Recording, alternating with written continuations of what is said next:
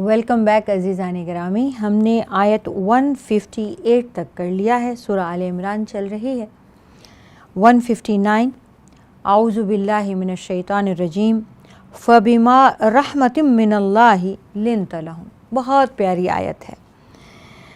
فبما رحمت من اللہ، تو اللہ تعالیٰ کی طرف سے یہ ایک رحمت ہے. رسول اکرم صلی اللہ علیہ وآلہ وسلم سے اللہ تعالیٰ مخاطب ہیں، اے نبی صلی اللہ علیہ وآلہ وسلم، یہ اللہ تعالیٰ کی طرف سے آپ پر ایک خاص رحمت ہے. لنت لہم، کہ آپ ان پر نرم خو ہیں، نرم دل ہیں. ولو کنت، اور اگر آپ ہوتے فظًا غلیظ القلب، سخت خو اور سخت دل، لانفضوا من حولک، تو یہ آپ کے پاس سے، آپ کے ارد گرد سے بھاگ کھڑے ہوتے. فاعف عنہم، تو آپ انہیں معاف کر دیں. واستغفر لہم، اور اللہ تعالیٰ سے ان کے لیے توبہ کریں، مغفرت مانگیں. وشاورہم فی الامر، اور آئندہ بھی اپنے معاملات کی مشاورت، یہ جنگی معاملات کی بات ہو رہی ہے، انہی سے کریں. فاذا عزمت، لیکن اگر آپ مشاورت نہ بھی فرمائیں اور آپ نے خود کوئی ارادہ کر لیا ہو، فتوکل علی اللہ، تو اللہ پر بھروسہ کریں. ان اللہ یحب المتوکلین، بے شک اللہ تعالیٰ بھروسہ رکھنے والوں کو بہت دوست سمجھتا ہے. ان ینصرکم اللہ، اگر اللہ تعالیٰ تمہاری مدد کرے، فلا غالب لکم، تو کوئی تم پر غلبہ نہیں حاصل کر سکتا. وَإِن یخذلکم، اور اگر وہ تمہیں چھوڑ دے، اگر وہ تمہیں ہروا دے، فَمَنْ ذَا الَّذِي يَنْصُرُكُمْ، تو پھر ہے کون، مجال کس کی ہے جو تمہاری مدد کرے گا، من بعدہ، اس کو چھوڑ کے. وَعَلَى اللَّهِ، اور اللہ کے اوپر، فَلْيَتَوَكَّلِ الْمُؤْمِنُونَ، مومنوں کو چاہیے کہ وہ بھروسہ کریں.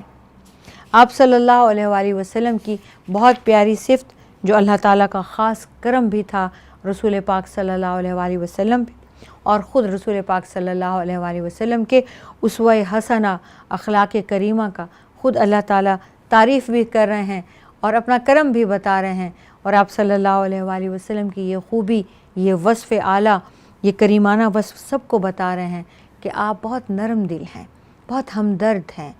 کوئی شرمندہ ہوتا ہے، آپ اس کی شرمندگی باقی نہیں رکھتے، آپ فوراً اس کو ڈھانپ لیتے ہیں. کوئی غلطی کرتا ہے، آپ اس پر پردہ ڈال دیتے ہیں، اور آپ کسی کو سزا نہیں دیتے ہیں، کسی سے بدلہ نہیں لیتے ہیں، کسی کو طعنہ نہیں دیتے ہیں. کوئی غلطی کر لے، اب یہ احد کے واقعات چل رہے ہیں. اب احد میں صحابہ کو روکا ہے، تربیت دی ہے، بار بار سمجھایا ہے، بلکہ مثالیں یہاں تک دیں کہ اگر کوئی بندہ بھی نہ بچے، یعنی ہمارے لشکر کا اگر آخری بندہ بھی قتل ہو جائے تو بھی تم نے وہ جگہ نہیں چھوڑنی. اب یہ کتنی بڑی بات ہے. اور پھر آپ کا یہ فرمان کہ جب تک تم میری آواز نہ سنو، جب تک میں تمہیں پکار کر آواز دے کر نہ بلاؤں اور کہوں کہ اب آ جاؤ، میں نیچے بلا رہا ہوں،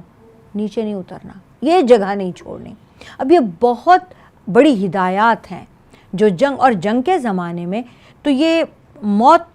یہ لڑائی ہے نا کہ موت ہو سکتی ہے، زخم آ سکتے ہیں، کچھ بھی ہو سکتا ہے. اور یہ وہ جنگ ہے جس میں رسول پاک صلی اللہ علیہ وآلہ وسلم کے دندان مبارک شہید ہوتے ہیں. یہ وہ جنگ ہے جس میں اسی کوتاہی کی وجہ سے، اسی بات کی وجہ سے جو اللہ تعالیٰ خود فرما رہے ہیں کہ انہوں نے یہ کیا، اس کی وجہ سے آپ صلی اللہ علیہ وآلہ وسلم کو زخم لگتے ہیں، آپ کا چہرہ مبارک لہو لہان ہو جاتا ہے. اللہ تعالیٰ فرما رہے ہیں، اللہ کا بہت رحم ہے، اللہ تعالیٰ نے آپ کے اندر یہ وصف خود ڈالا ہے. یہاں عزیزان گرامی ایک حدیث مبارکہ مجھے یاد ہے اور میں آپ سے شیئر ضرور کرنا چاہوں گی کہ معراج پر جب آپ صلی اللہ علیہ وآلہ وسلم کو سیدنا جبریل علیہ السلام لے کر جا رہے تھے تو دوسری مرتبہ شق صدر کا واقعہ ہوا. پہلے جب آپ بالکل آپ کے بچپن میں طائف میں آپ کو آپ کے رضائی بھائی کے سامنے لے کر گئے فرشتے اور سائڈ پر لے جا کے رکھ کے چھاتی مبارک کو چیر کے دل کو نکال کے واپس اندر رکھا. یہ بہت بچپن کا واقعہ تھا. غالباً آپ صلی اللہ علیہ وآلہ وسلم اس وقت 4 یا 5 برس کے تھے. اب یہ دوسری بار معراج شریف میں جب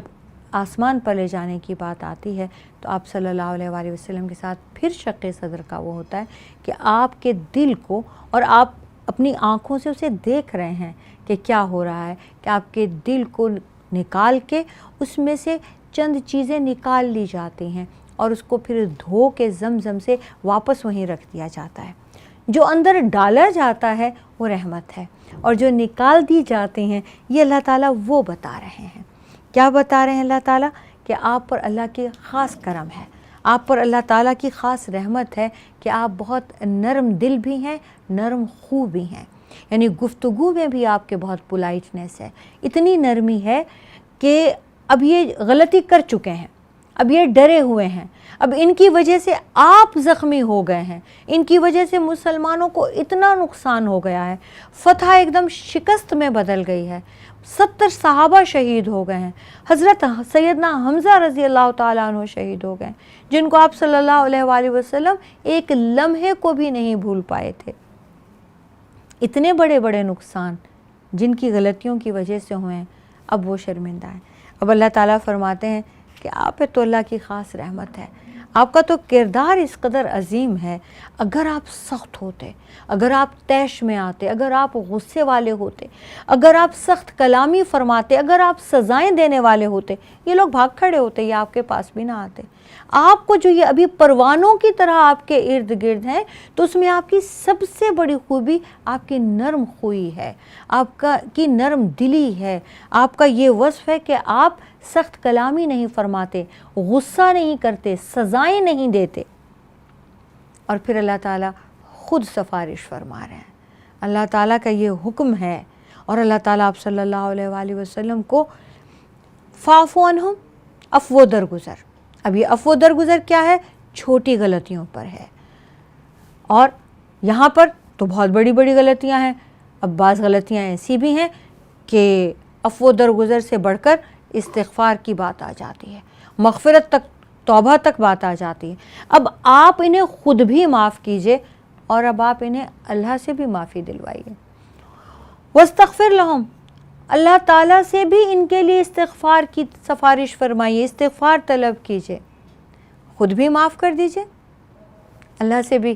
دعا کیجئے کہ اللہ تعالیٰ بھی انہیں معاف کر دے، کیونکہ بات بہت بڑی ہے، نافرمانی تو ہوئی ہے، نافرمانی تو ہو گئی، نقصان بھی بہت ہوا ہے۔ بھلے ان کی نیت یہ نقصان نہیں تھی، ان کی نیت نہ ہونے کی وجہ سے اللہ تعالیٰ جو ہیں وہ سفارش فرما رہے ہیں، اللہ تعالیٰ حکم فرما رہے ہیں رسول پاک صلی اللہ علیہ وآلہ وسلم سے، فاعف عنہم، انہیں معاف کر دیں۔ نہ صرف معاف کر دیں، اللہ سے بھی معافی دلائیں، ان کے لیے استغفار بھی کریں۔ پھر اتنا ہی نہیں، بلکہ جیسے پہلے ان کو مقام تھا، اب یہ ہے کہ ایسا تو ہو سکتا ہے نا کہ ایک بار نافرمانی کی ہے، اتنا نقصان پہنچایا ہے، تو دلوں میں رنجش باقی صحابہ کے بھی ہو، اور آئندہ ان کو وہ جگہ نہیں دی جائے، نہیں، پہلے سے بھی زیادہ مقام دیا جائے، ان کو اتنی عزت دے دی جائے کہ ان سے مشورے مانگے جائیں، اور اگر جہاں کبھی آپ کا جی نہ بھی چاہے مشورہ مانگنے کو، اور آپ خود پختہ عہد کر لیں، کوئی فیصلہ فرما لیں، کوئی ارادہ کر لیں، تو اللہ پہ بھروسہ کریں۔ یعنی اس بات میں اللہ تعالیٰ نے چوائس بھی دے دی، اختیار بھی دے دیا کہ کوئی لازمی نہیں ہے کہ ہر بات میں انہی سے آپ کو مشورہ بھی کرنا ہے۔ اللہ تعالیٰ اپنے پہ بھروسہ کرنے والوں کو دوست بناتا ہے، اور اگر اللہ تعالیٰ یہ فیصلہ فرما لے کہ اس نے آپ کی مدد کرنی ہی کرنی ہے، آپ کو فتح دینی ہی دینی ہے، تو کوئی بھی آپ پر غلبہ نہیں پا سکتا، بھلے وہ احد کی جنگ ہی کیوں نہیں، اس کو مسلمانوں کی پیورلی شکست نہیں کہا جا سکتا۔ یہ دونوں برابر برابر آ گئے، اور اتنا نقصان ہونا مسلمانوں کی ٹریننگ کے لیے ضروری تھا، کیونکہ یہ پہلی بار تھی کہ انہوں نے آپ صلی اللہ علیہ وآلہ وسلم کی تربیت اور ٹریننگ پر وہ توجہ نہیں دی، اسے ایزی لیا،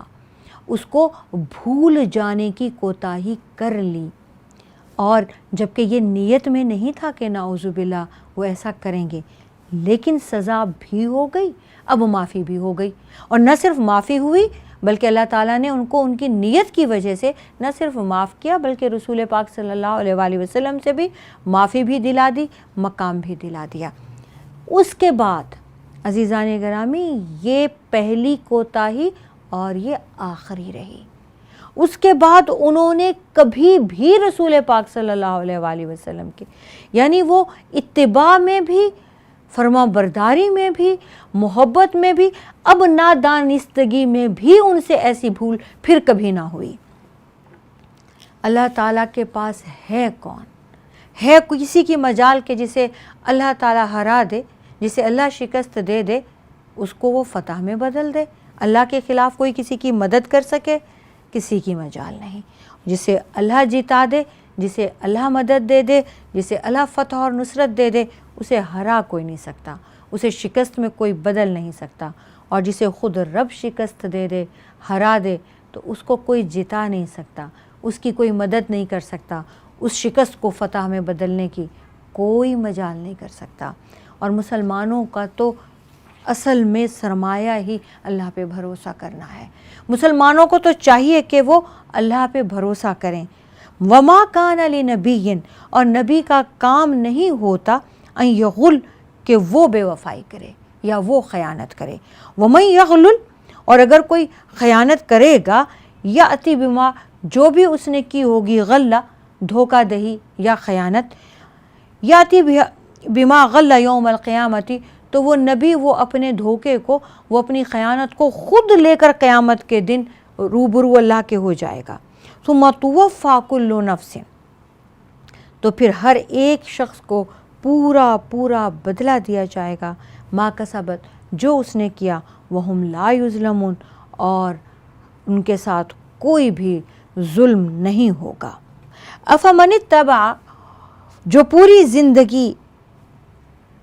کیا، فمن اتبع رضوان اللہ، جو پوری زندگی اللہ کی رضا کا طالب رہا، کیا وہ کمم باء بسخط من اللہ، کیا وہ اس شخص کی طرح ہو سکتا ہے جو اللہ کی نافرمانی اور غصے میں گرفتار ہو؟ ومأواہ جہنم، اور اس کا ٹھکانہ جہنم ہو، وبئس المصیر، وہ بہت ہی برا ٹھکانہ ہے۔ ہم درجات عند اللہ، اللہ کے ہاں انسانوں کے مختلف درجات ہیں۔ واللہ بصیر بما یعملون، اور اللہ تعالیٰ دیکھ رہا ہے سب لوگوں کے اعمال کو۔ لقد من اللہ، یقیناً احسان کیا اللہ تعالیٰ نے، علی المؤمنین، مومنین پر، اذ بعث فیہم رسولا، جب اللہ تعالیٰ نے انہی میں کا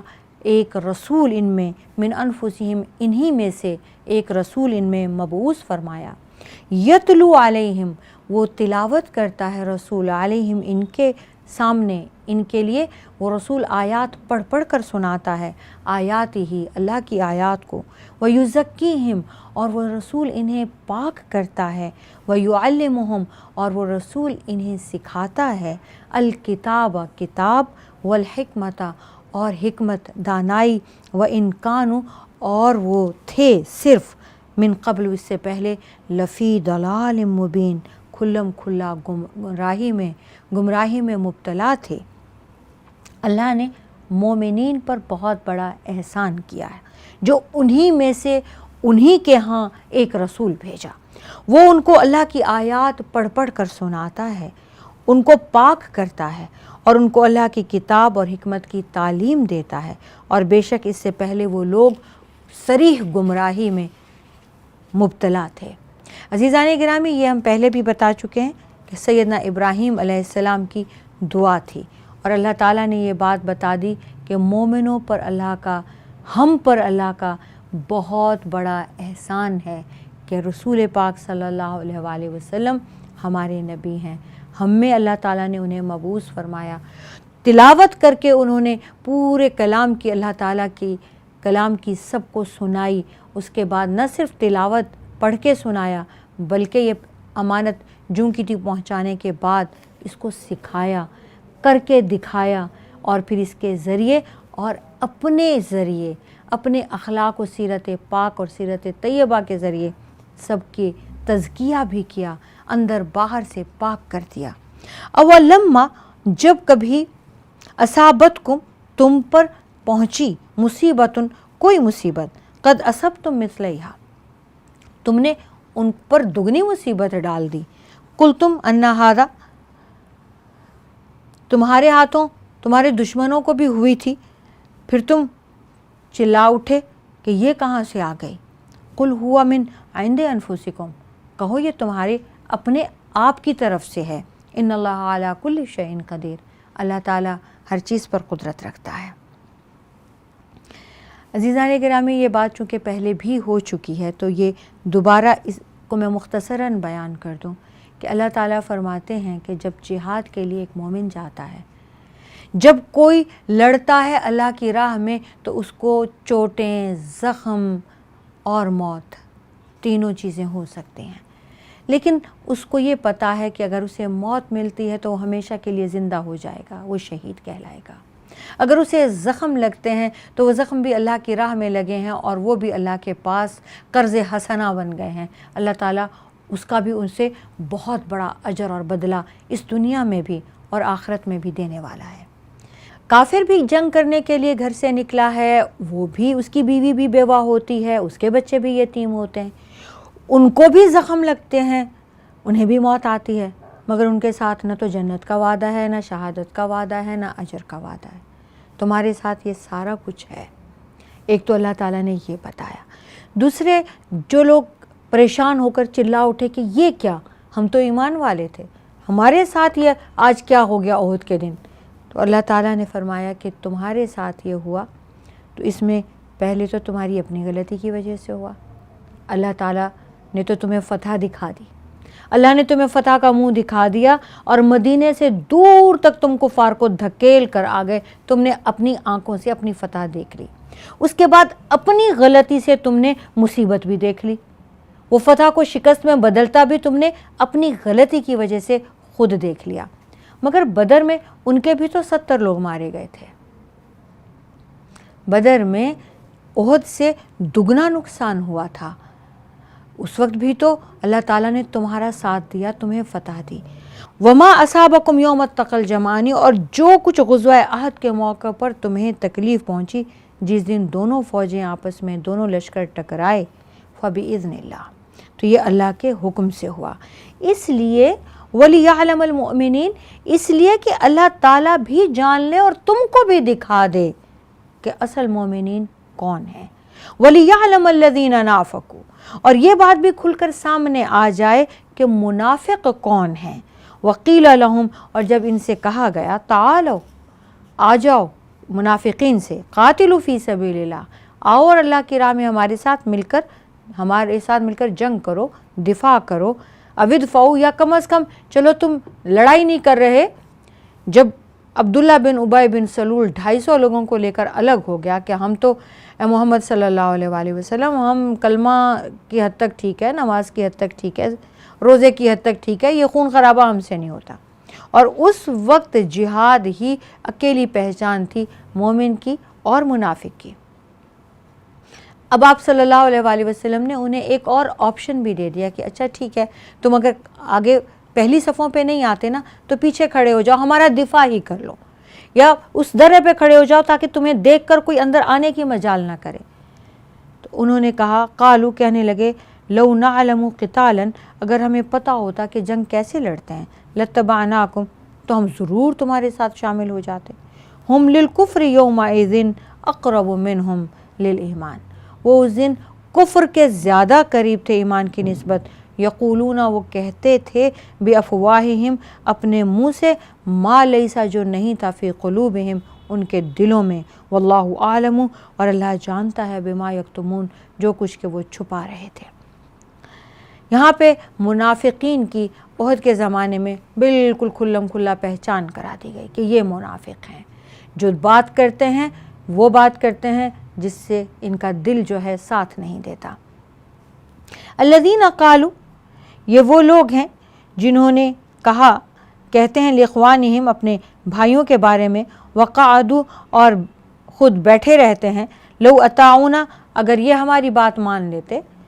ما قتلوا، تو یہ بھی قتل نہ ہوتے۔ قل، اے نبی صلی اللہ علیہ وآلہ وسلم، بتا دیجئے، فرما دیجئے، فادرؤوا عن انفسکم الموت، تو ایسا کرو کہ تم اپنے آپ سے، فادرؤوا، ٹال کے دکھا دو موت کو، ان کنتم صادقین، اگر سچے ہو۔ اگر اللہ کی راہ میں نکل کر مرنا جو ہے وہ اتنا ناگوار ہے اور تمہارا خیال ہے کہ تم موت کو ٹال سکتے ہو،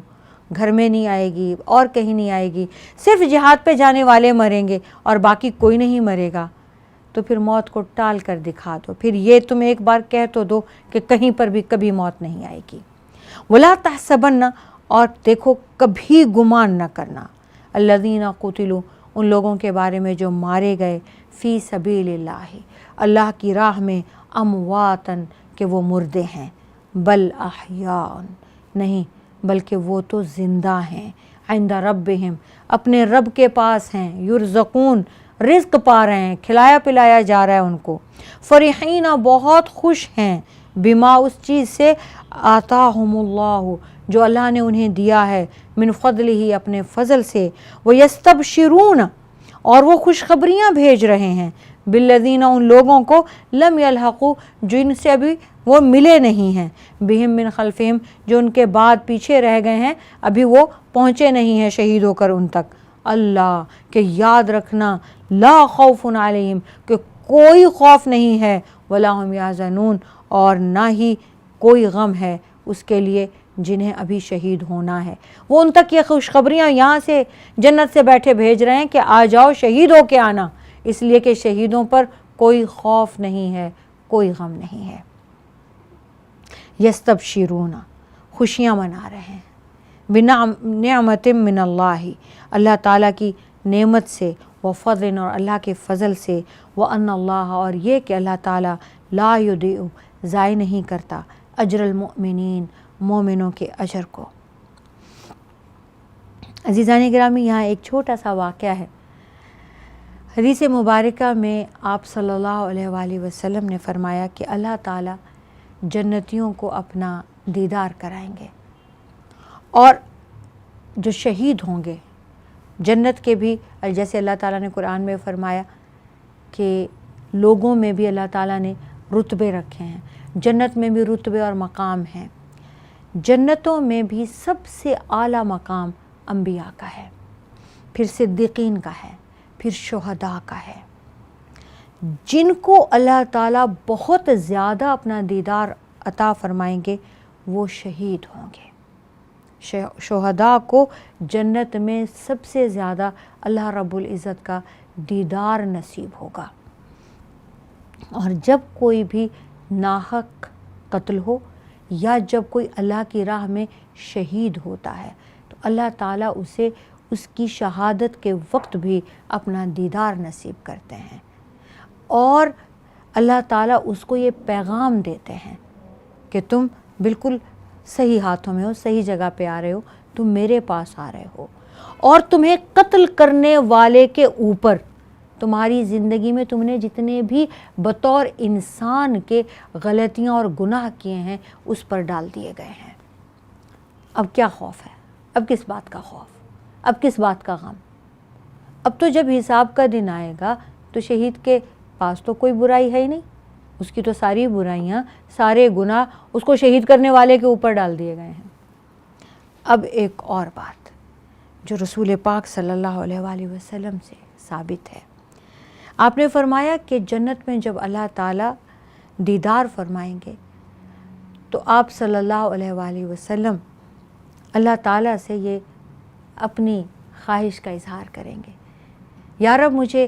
ایک زندگی اور دے دے اور مجھے زمین پر واپس بھیج دے، میں وہاں شہید ہو جاؤں، پھر میں یہاں آؤں۔ کس لیے؟ تاکہ بہت ہر وقت دیدار ہوتا رہے اللہ تعالیٰ کا۔ اس تمنا کو اگر آپ صلی اللہ علیہ وآلہ وسلم نے ایک نبی کی تمنا بتائی ہے، ایک محبوب الہی یہ تمنا کر رہا ہے کہ الہی مجھے ایک زندگی اور دے، مجھے دنیا میں بھیج دے، مجھے شہادت دے، مجھے وہاں شہید کرا اور پھر واپس یہاں پہ لا۔ بطور نبی کے ان کا مقام سب سے اعلیٰ ہے، امام الانبیاء، محبوب، کیا مقام ہوگا ان کا، لیکن اس مقام کو بھی وہ حاصل کرنا چاہتے ہیں جو ایک شہید کا ہے۔ اللہ تعالیٰ شہادت کے وقت ہی، اب یہ تو بار بار قرآن مجید میں لا خوف علیہم ولا هم یحزنون کی گواہی اللہ تعالیٰ دے رہے ہیں شہید کے لیے، اور نہ صرف یہ بلکہ وہ شہید ان لوگوں کو بیٹھ کر وہاں پہ جنت سے یہ بشارت دے رہے ہیں کہ فلاں فلاں فلاں جو ہمارے ہیں آپ بھی شہید ہو کے آؤ یہاں پہ، کیونکہ ہمارے ساتھ بھی یہ معاملہ ہوا ہے، کوئی خوف نہیں ہے، کوئی غم نہیں ہے۔ ہمارے لیے بھی یہ جنتیں اللہ تعالیٰ کی نعمتیں ہیں، اور اللہ تعالیٰ یہی فرما رہے ہیں کہ اللہ تعالیٰ کوئی اجر، کوئی محنت، کوئی نیت ضائع نہیں کرتے۔ الذین، وہ لوگ، استجابوا للہ، جنہوں نے اللہ اور اللہ کے رسول والرسول کے حکم پر لبیک کہا، من بعد ما اصابہم، اس کے بعد کہ ان کو پہنچے القرح، زخم، للذین، ان لوگوں کے لیے، احسنوا منہم، نیکوکار اور پرہیزگار ہیں، واتقوا، اور انہوں نے تقوی اختیار کیا ہے، اجر عظیم، بہت بڑا اجر ہے۔ وہ لوگ جنہوں نے اللہ اور اللہ کے رسول کے حکم پر لبیک کہا، باوجود اس کے کہ وہ زخم کھائے ہوئے تھے، جو لوگ ان میں نیکوکار اور پرہیزگار ہیں ان کے لیے اجر عظیم اللہ کے پاس ہے۔ چھوٹی سی بریک لیتے ہیں، یہیں سے شروع کریں گے۔